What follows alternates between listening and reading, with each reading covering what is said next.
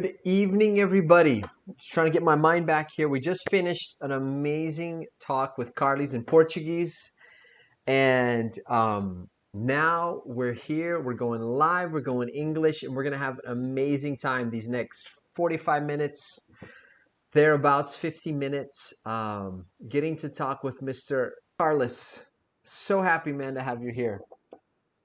Yeah, it's a pleasure. We've known each Great other. to be here. Oh, it's been about 6 years. I think 2014.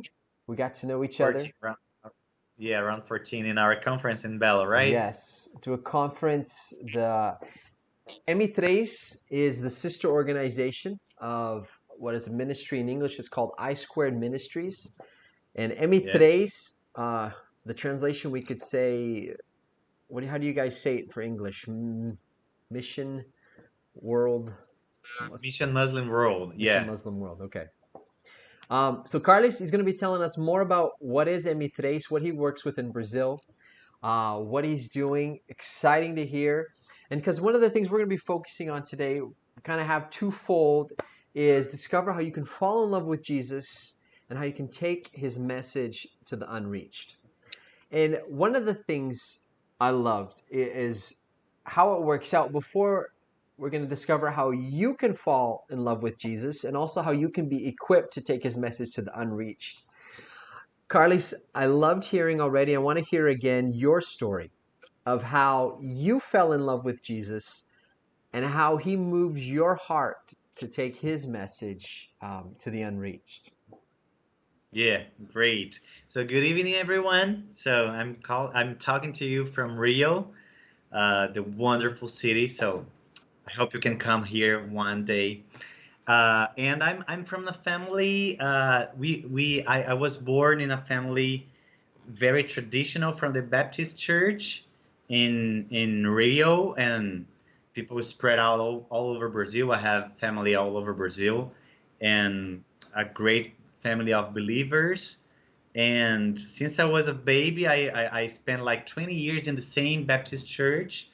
And my father and my mother are so engaged, so committed to work in the church as leaders. My mom working with kids and music in the church, and my father was like a boss, like an administrator, like the everything like related to organization, to take care of the structure, renovations of the church. He was in charge and everything else.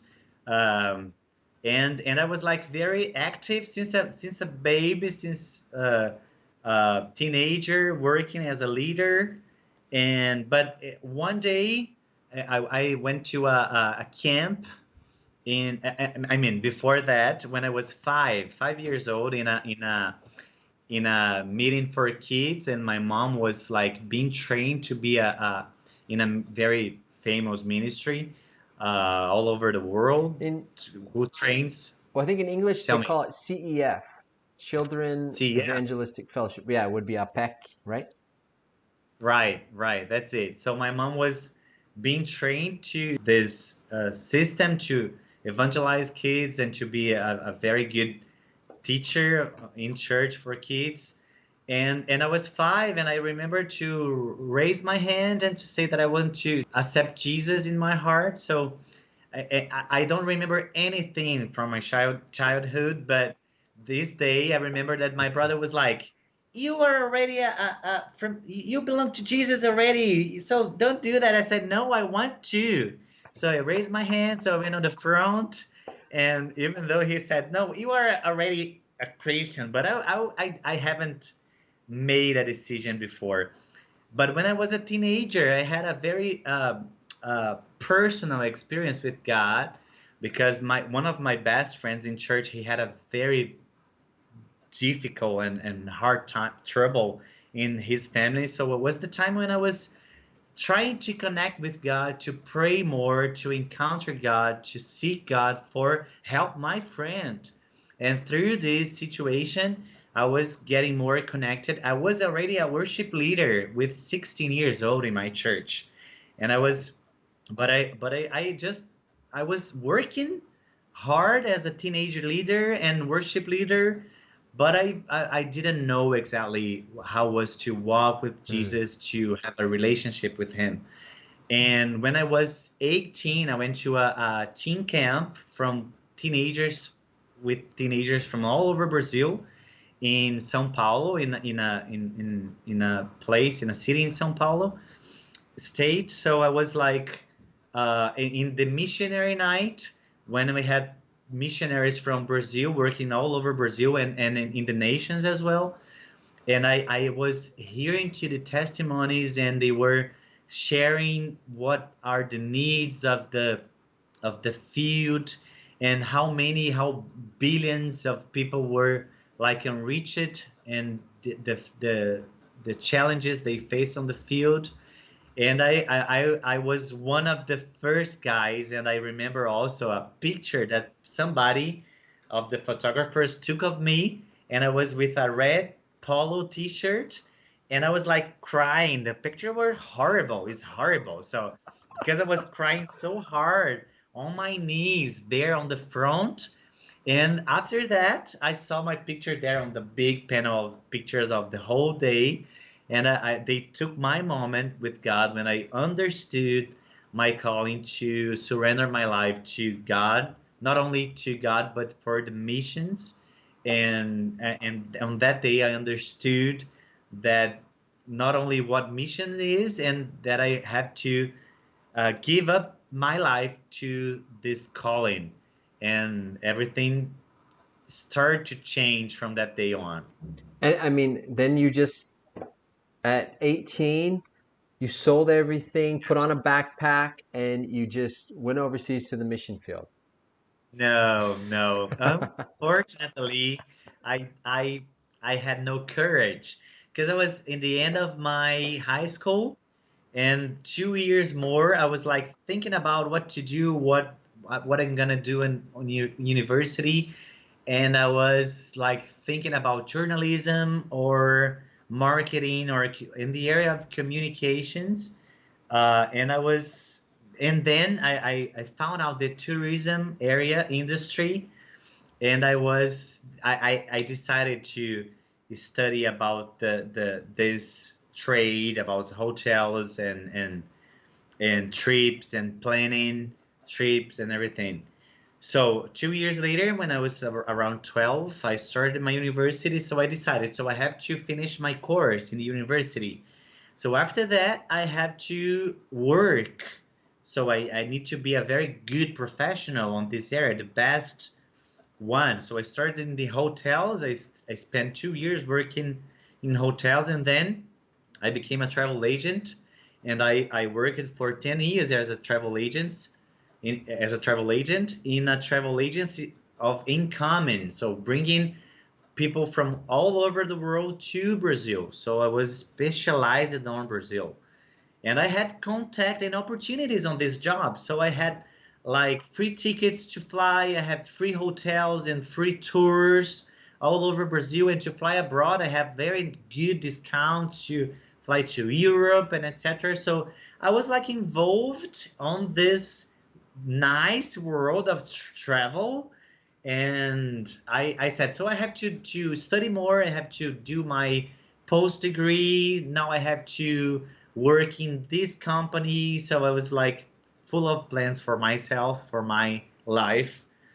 And 10 years, after 10 years Wow. in university and working hard and traveling abroad and going overseas, uh, after 8 years on the same company, giving my life and working very hard and hours and holidays and during all seasons, high people were in high seasons, they were traveling, and I was working very hard. But I had so many great opportunities, and I loved my job, I loved my career. And after that, after 8 years working there in the same company, my boss asked me to come to his office and said, Carlos, you are great, a great professional. We love you. You are amazing. You are the best guy. We love to work with you. But your time here in our company is over. You have to go. You have to go to live your life, and maybe you can get a job in the best, in the most famous TV company in Brazil, in Brazil, yes, because I was working about TV productions and cinema and how to produce movies and TV shows. And I really liked this area since until now. And she said, so you can get a job, a new opportunity on this big TV company, and you're gonna be great. People are gonna love you as we love you here. So because you are an amazing professional. And I was really, really, really upset about that. And I was like, oh, what? I spent 8 years giving my life, my holidays, my weekends to this company, and now go away. You are nice, but we don't want you here anymore. But at the same time, the Holy Spirit spoke to my heart and said, so I am doing this. So stay calm. This is my work in your life. And I was, really? So, okay. And I Mm. was during these 10 years, I was really running away. So thinking, how can I get away of this calling of for missions? How can, like, say, God, wait a little bit more. After this, after that, I will engage to the calling that I knew that would be for my whole life. I couldn't share my life in split in two. This tourism area, travel agency, and missions. I understood clearly since the beginning that it was a full time job. And I said, no, not now, not now. And then God said, it's enough. You did already whatever you want. And now you're gonna, your life's gonna change. So I spent some weeks, some 2 months resting and praying and thinking about next steps, asking God, so God, what is next? What should I do? Where should I go? And I had friends in I don't know how to say in English, São Tomé and Prince, I don't know. It'd be St. Thomas. Saint Thomas and Prince, Yeah, maybe. I don't know either. And it's such a small country in the middle of the ocean, but it's amazing. And I had some missionaries, two friends of mine were working there and having some trouble, some problems there. And I said, so I'm doing nothing here in Rio, so maybe I can come and spend some time there to help, to work with them, to serve that. And I was praying about that, and then started raising money. So my church helped me a lot. In September 2010, I was in St. Thomas and Prince for a month. So I worked so hard there. It was an amazing time serving, helping the missionaries and preaching in houses and preaching for women groups, teaching for kids, Hmm. teaching in different in different churches in the whole island, because it's an island, so you can go through the island in some hours, not in a day, in some hours, and it was amazing. So I had to come back to Brazil. I had to pay my bills, to pay my rental, to survive, to live, and I had not so much money on that time. So I said, God, I'm gonna look for a job. Uh, is that okay? So I will. So I was waiting for directions. So while that I had to pay my bills, I was living with my brother only, not with my parents anymore. And on the next day, I was called for an interview. On the next day, I had a job. So I worked on this place for 8 months, and I knew, and I went there just for get some money to pay my bills for this season. But in my heart, I just knew that I was just looking for a place, for a school, to study theology or missions, to get ready, to get prepared for the next step that I don't know what is gonna be, where is gonna be, but I need to get ready for that. Can I? Tell I me. just want to ask. One of the things, like through this, God totally got your attention. The job, getting fired, saying, bye, Carlos. You're a great guy, but bye. And Yeah. then you're just kind of starting to search. And then what led you to all of a sudden like, you know what, I really want to do more biblical Uh-huh. training, theological. I want to get to know God. What had been happening during this time, or was that something you kind of always had that now you were just being like, okay, I will. Yes. Yeah, it's one of the things that my leaders in church already told me. So, Carlos, I was a worship leader, as I said. So one day in different situations, my pastor or his wife, they were like, Carlos, what do you think about study something? So do you like missions? There's a school, there's a course, there's a place. And they were like encouraging me to go deeper and to study a little Cool. bit more because I was already in front of the church ministering and leading people or teaching in church. So they recognized that in me and they were like trying to encourage me to go deeper, you know? But it was one of the things that I was like, oh, not now, you know? So later I'm gonna do that. Now I have to focus on my career, on my profession, you know? Mm. It was some of the things that people God used people to tell me, to show me, but I was just letting this for another time, you know? Uh-huh. So finally, God's got your attention. You're like, all right, I'm going to be obedient. I'm going to start listening. Spend that time, come back, you're searching. And then, wasn't now what you said before, during this time, there was a impactful conference you went to, right? That Yeah. was a part of this story. Yeah. And then on when I came back from Africa to Brazil and started working, I was looking for a seminary or a mission school, something like that. I decided to move to Belo Horizonte it's another city near to Rio, actually. And I moved there. Before I moved to that city, I went to a conference, a worship conference, and there I met Joshua Linga, which is the director, the international director of Ice Cream Ministries, where my mission here, M3, is part from a big organization, international organization called M3. So there he was in a worship conference and he was talking about Muslim world.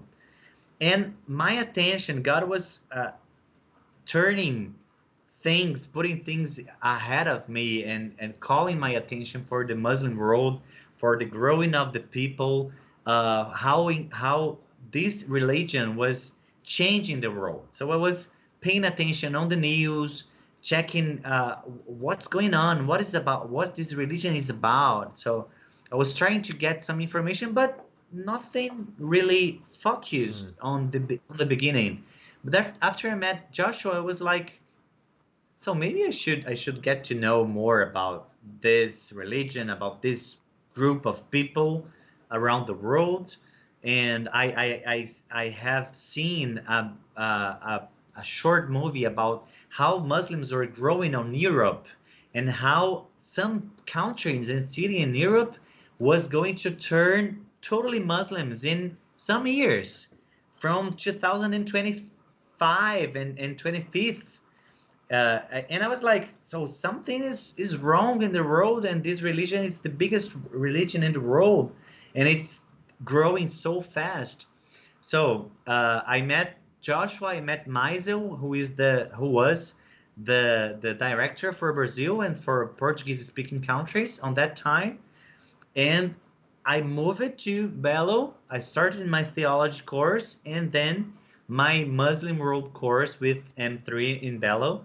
So in that time on that time I started to getting to know more about the religion, about the challenge of Islam in the whole world through the courses of iSquare on that time. Yeah, I think it's something so interesting. Um, Biblically, we know, we say everyone is a missionary, everyone is called, everyone is to be a part of the Great Commission. But yet we know Yeah. that God does guide people specifically directly to countries or people groups or Yeah. regions. Um, how did that happen for you? I love what you mentioned. Was it like a dream? What was Yeah. it's because it's so, I think for a lot of us, it's how it is. Like, why the Muslim world? Yes.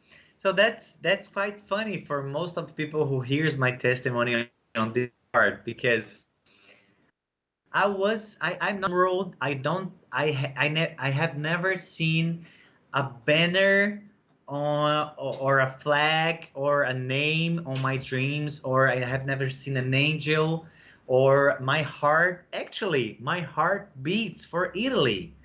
Since a long time ago, I've been there for the first time in 2007. And after that I was like, so I want to move to Italy because Europe, it's a challenge as well. So the church is dying, the church is so cold in Italy. Until now I would like to move to Italy even more. For after 2007 I get to know more people there and challenges of the country, but not because of the Muslims in Italy, but when I get to know the challenge of Islam in the whole world, I understood that why not? Since it's the people, there's billions of people in the whole world who have never heard about Jesus or knows Jesus in Islam, which is not God, which is not the Son of God. So it just makes sense for me that I don't have to have a specific country or a specific place or calling for a geographic area of the world, like Afghanistan or Pakistan or uh, Saudi Arabia or something like that, because we most of us thinks that Muslims are concentrated in the Middle East, which is a lie. They are all over the world. So if I get to engage, to get to know more about the challenge of Islam, I can work whatever God sent me Mm. in Italy or Berlin or Dubai or Thailand, whatever else, because it's a challenge and it is everywhere in this time. Hmm.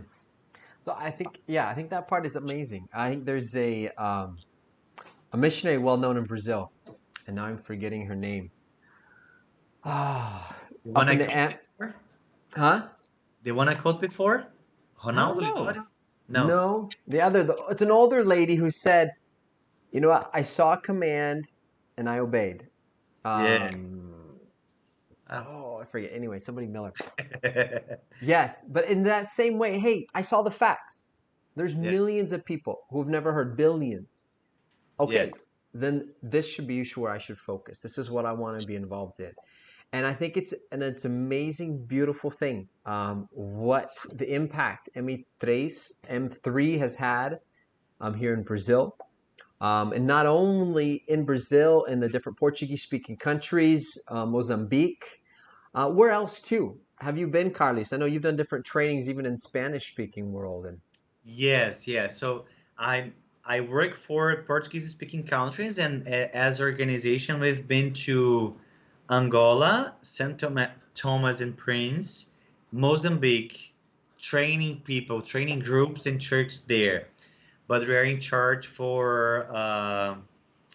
what else we have? We have Portugal. We have I used to quote this very fast, but I also works for the global organization, and I've been to Thailand, to Peru several times, to Costa Rica, to Spain, to help the Spanish project as well, since we don't have an office for the Spanish project as we have an office for Portuguese. So I've been traveling since I speak Spanish as well, helping Joshua, the international director, to provide training and conferences on these countries as well for training the local church to reach Muslims. So that's our goal as a global organization. We understand that it's a calling for everyone, for the whole global church, not only for the ones called for the Muslims, you know? Hmm. So it's a big challenge. It's the biggest challenge of the world, of who challenges the Christians in very specific, in strong areas, uh, challenging our beliefs, our behaviors as Christians as well. And that's why we understand that we have to mobilize and train the global church to reach Muslims. Yeah, and I think it's a wonderful when people start to have a mindset change, especially about immigration. Yeah. I know in the U.S., North America, different spots, Europe, it can you can get very annoyed and you can look down a lot on all these different peoples that have invaded your home, that have come in. But when we have a kingdom mindset, the God's perspective, I would say, it changes the whole ball game. Like you said, man, this is a global thing, and now there's people living in our cities, in our neighborhoods, in our neighbors, Yes. that come from an Islamic worldview, an Islamic background. And Yes. a lot of people, you see it, there's so much unknown, or especially, I would even say, there's fear Yeah. of like, just to like say hi. And that's one of the things I love. I love what M3, what I squared provides. It's amazing training that really helps. It breaks down the fear barrier and it just fills your heart with love in order Yeah. to actually be able to love and share. So Yeah. I'm going to try and pull over their website of I squared, but tell us a little bit of the opportunities people can have to be able to actually get some training, get equipped, helping reaching out. Yeah. On the global website that Arlen's gonna show you, we have opportunities not only in English, not only in Portuguese to be trained, but by now I think we have seven or more different languages available for training on the website. So you can get trained, and for different kinds of training, not only one course, but you can get trained for a pack of seven courses all together, or you can pick one course to do. And besides that website, which is the global one, we have the Wadi. You can show it this one as well, Arlen. Which one?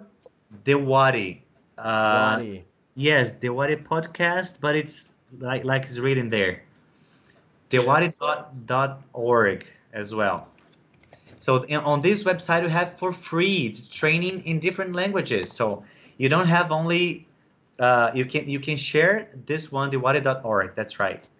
Um, you can only share with people from all over the world in Arabic, in Mandarin, in Portuguese, in Spanish, French, uh, German. I think so. wow. Uh, What was the website about the Wadi? You said the Wadi? the Wadi, yes. This one, Okay. no, not this one. I'm gonna see if I can get it to come up The, here. yeah, just the Wadi. That's right. Okay. I think it's coming. There we go. I think I got it right this time. Thewadi.org. Yes, So awesome. and And this is the Wadi is all for free in all these different languages like you were mentioning. it There we is. go. It is. So we have actually more than languages that I said. Yeah. Italian is available, Swahili, Bahasa Indonesia, Twi, Telugu. There's a lot of things there, so you can share with people from all over the world. That's one, yeah. And they can get to know. We also use it to share with Muslims because they can get to know more about their own religion, because we think that, as Arlen said, we think that Muslims are people who wants to kill us, wants to put a bomb on our church and our house and things like that, and we don't love these guys, we don't care about them. So and we the important things that we don't know, it's that most of them don't know a lot about their own religion, about their own beliefs, about their holy book, the Quran, about the life of Muhammad, the prophet of Islam. So when we get to know this information, when we get to understand the view that they have of the world, we change our minds. We start loving them and caring about them, and the urgency comes to our heart that they have to know. We have to share the truth about the life we have in us, and they most of them never had a friend, a person, a neighbor who can share the gospel with them in a way that they can understand and very clearly to reach them with the love and the gospel of Jesus.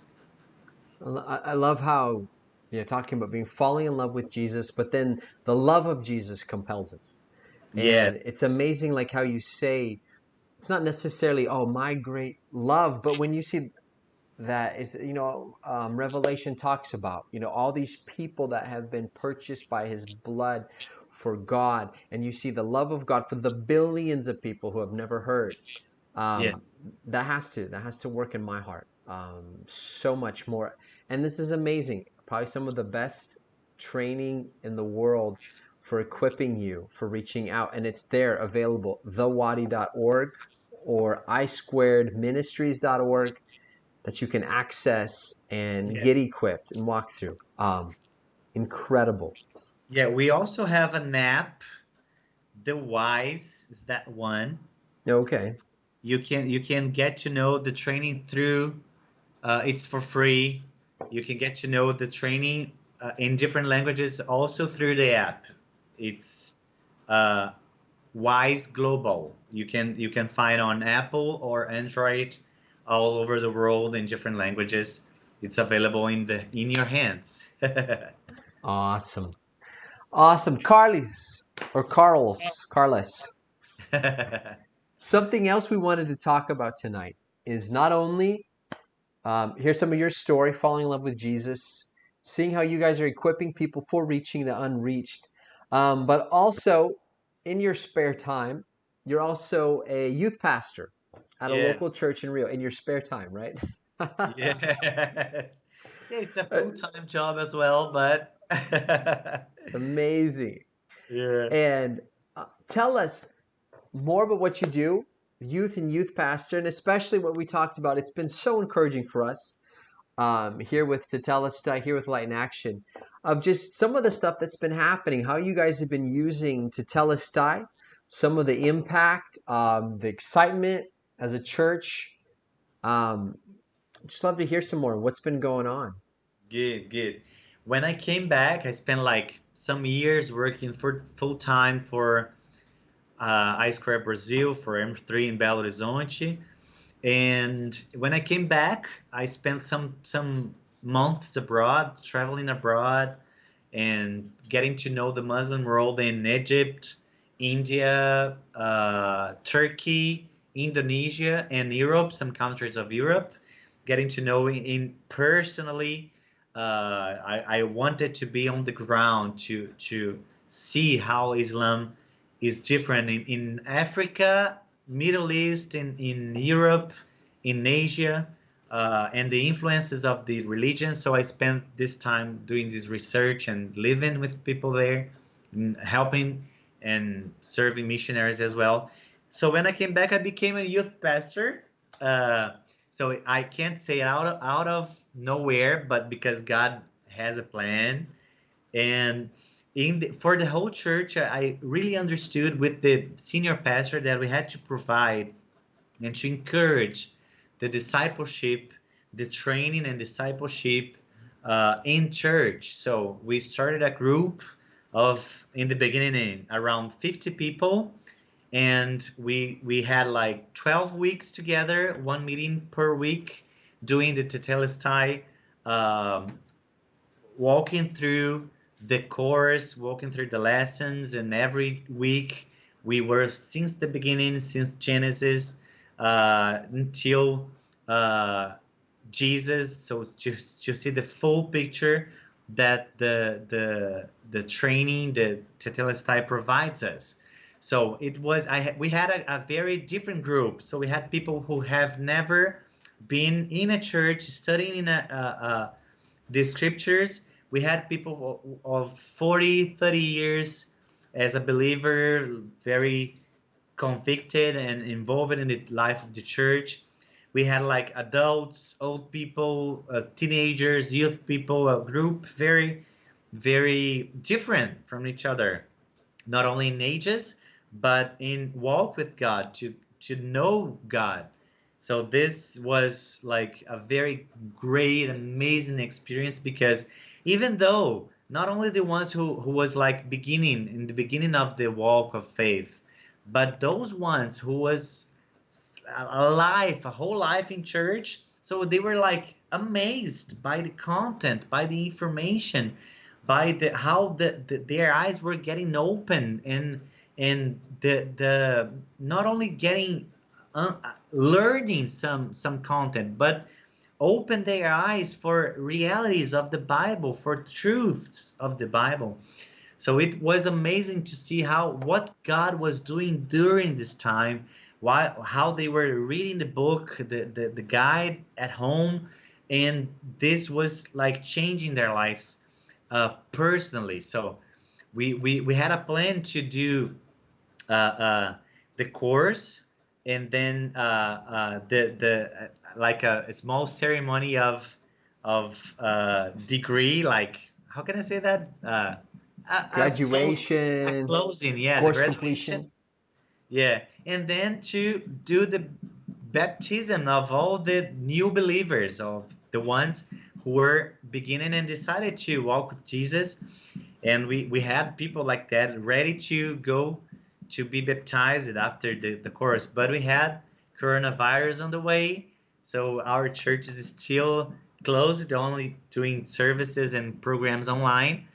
And we really want to, we made the program of the church of the whole year doing this flow of course, the Telestai project, and then baptisms, and then start a new class, a new group, and then increasing and encourage, this is important to say, encouraging the group to share to Telestai with others in their community, in their, for neighbors, for friends, for family. And unfortunately you couldn't do that, but we still had a group, some people working on that. But after this big group with the whole church, I did a group for the youth group as only focus on them. But the we had to stop to meeting each other, but we continued through Zoom online every Friday night. We were together, and I presented the movie, the episode, and then we were discussing together the lesson, the questions together. They were I was asking, they were sharing together their views, their thoughts, what they just saw in the episode. And we continued. So after that, after the second class, we had about six youth, six guys who since the beginning they were together, were learning and very interested. One of the guys, he was not a he didn't make a decision for Christ in the end. We are not together, walking together, but he was one of the guys who never missed a meeting. He was always there. He was Mm. sharing time and sharing questions, asking questions for his girlfriend about the content. And we could see his heart uh, with hunger. He had a hunger for God to get to know more. And for the first time, a teenager of around 17 years old, get in contact with the gospel, since the background of his family is for a different religion. And it's really life changing. That's what I have to say. It changes life, is the contact with the gospel, how they have the revelation of the truths of the gospel. It's amazing to see. Oh, but is it hard, Carlos? Is it pretty complicated to use Tetelestai? Like, I mean, you got to go through lots of pre-training in order to use it, or pretty simple. How does it work out? Explain kind of how an average meeting went. Uh-huh. No, it's totally easy. So you guys, you made an amazing job preparing the guides, preparing the material for the ones who wants to teach and share, not only with groups. So that's very easy. And as I did with my group, was a group very different ages, different backgrounds, believers and not believers. After that, I had a second group of youth, with my youth group, and I had to change the system for the internet system through Zoom.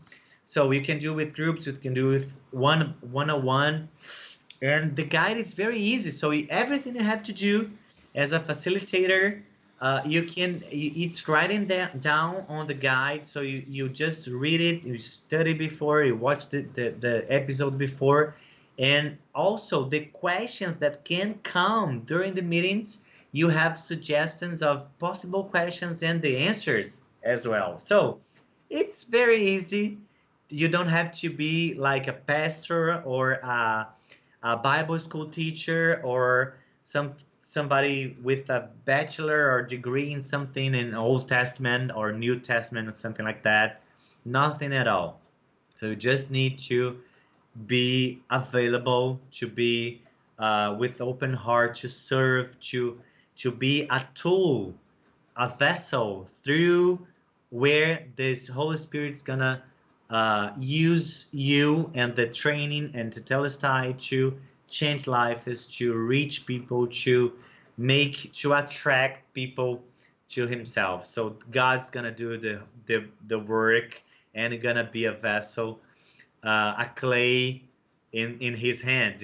So you have to trust me, because it's a blessing to be part of what God is doing, not only on Tetelestai in English, but in the languages being translated. And we have the privilege to use it that in Portuguese here in Brazil, as other nations in Portuguese speaking countries.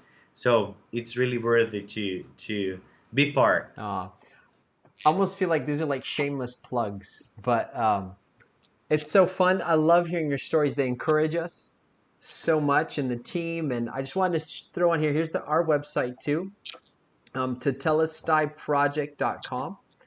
You can find it, or if you search for Tetelestai Series, it's on Amazon Prime. But it's a wonderful thing, like Carly said. Just even talking about one thing that excites us is, like you said, is the world of the unreached, those who never had a chance. And it's so cool how God has even connected us. We have the Tetelestai is available in Arabic. It should be having on our site soon, copies in Farsi, in Persian, or Turkish. We have it in Urdu. It's in Indonesian. So in all these different languages already available that you can watch. Like Carly said, the study guides you can download, PowerPoint slides for your group study. You can buy it online, watch it on Amazon Prime, different platforms. And Yeah. it's something cool, especially during this time of everything's kind of online. It doesn't stop us, doesn't limit us. There's still tools. There's more than just Tetelestai out there that are available for people to use, and utilizing Zoom and watching. And it's just so neat what God can continue to do, and being creative. But we can really see, though, how your story started and how we've worked through. And I love how you mentioned that you just have to be available to be used. And it's falling in Yeah. love with Jesus, letting His love move you. Um, and that will cause us to take His message out. And Yeah, that's it. And we can see that's amazing of what gods do. We can see how the content of the telestyle, it's a life changing. So after that, if people goes to as a missionary or to the university to face life, normal life, not only for people, missionaries are calling people or something else, pastors or something special people. No, not at all.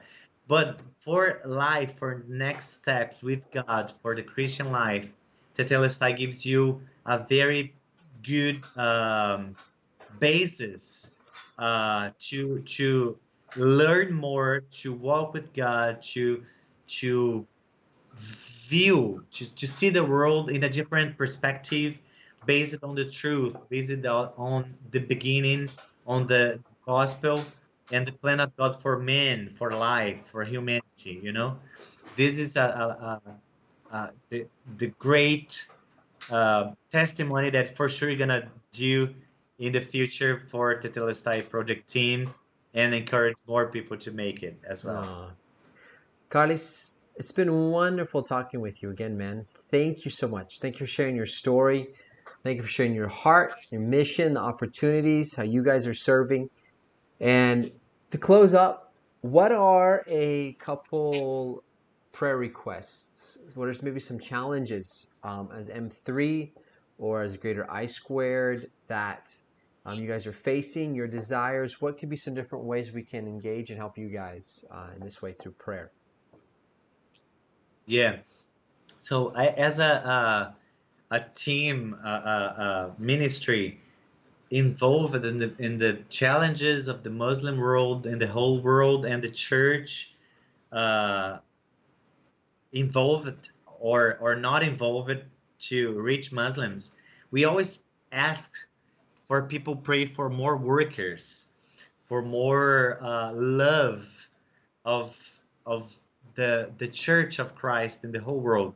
It's not a problem only in Brazil or in America or Canada or whatever else, that people don't care about Muslims in my country, in my church, in my denomination. No, it's worldwide. It's a problem of the the church, the Church of Christ.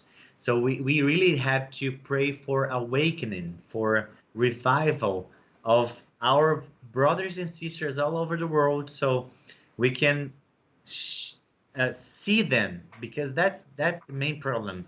When I start studying, I remember my first times in Europe, seeing. I just remember, oh yes, in Paris, in Barcelona, in Berlin, in Lisbon, we have people, we have Muslims there. But before, I haven't seen them. They were Hmm. nothing for me. They were not important. So why should I care about Muslims? Why should I pray for them? Because that's my prayer request. So the people, the church, awakes to love them, to care about them, and because of your love for God, because of your passion for your God, because you want to please, because you loves Him, because you want to serve God, you're gonna do what He did with us. He found me. He came to rescue me, and now it's my time. Now it's the church's turn. It's the brides of the Lord doing and staying and blessing and reaching the ones unreached.